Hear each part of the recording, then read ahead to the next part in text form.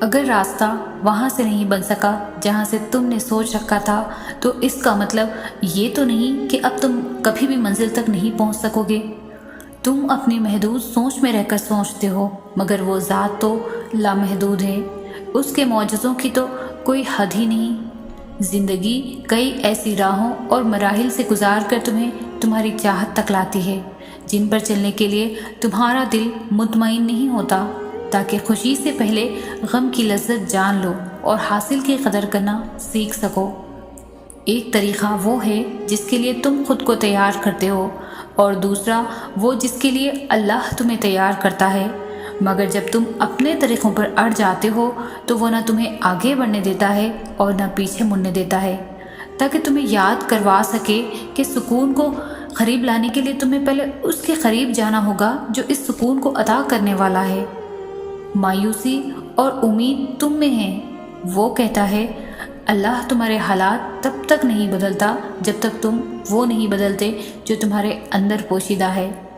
تو جب تک تم ان چیزوں پر خوش رہنا نہیں سیکھو گے جو تمہارے پاس ہے تو اللہ تمہیں وہ کیسے دے گا جو تم مانگتے ہو؟ یقین رکھنے والے یقین رکھتے ہیں اور راستے بنانے والا راستے بنا دیتا ہے۔ تو تم یہ کن اندیشوں میں پڑے ہو؟ منصوبے بھی وہی بناتا ہے اور راستے بھی وہی نکالتا ہے۔ تمہارا کام بس دعا کرنا ہے، صبر کی اس آخری سانس تک جب تک تمہیں وہ مل نہیں جاتا جو تمہیں چاہیے۔ تمہارا بکھرنا عارضی ہے مگر اس کا تھام لینا مستقل ہے۔ تم نے خود کو خود ہی توڑ رکھا ہے، ورنہ وہ تو کب سے تمہیں جوڑنے کے لیے تیار بیٹھا ہے۔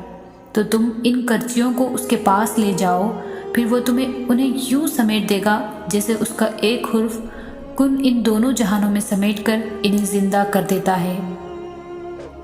اگر سب کچھ فوراً ملنے لگے اور ہو بہو ویسا ہی ملنے لگے جیسا تم چاہتے ہو تو تمہیں کیسے پتہ چلے گا کہ جو چیز اللہ سے مانگ کر اور اللہ کو منا کر ملے اس چیز کا مزہ بن مانگے مل جانے جیسا ہے نہیں ہوتا؟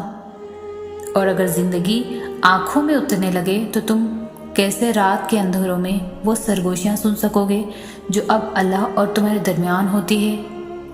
تمہاری دعائیں سن لی گئی ہیں، مگر یہ وقت آزمائش ہے، اب کہ کتنا انتظار کرتے ہو؟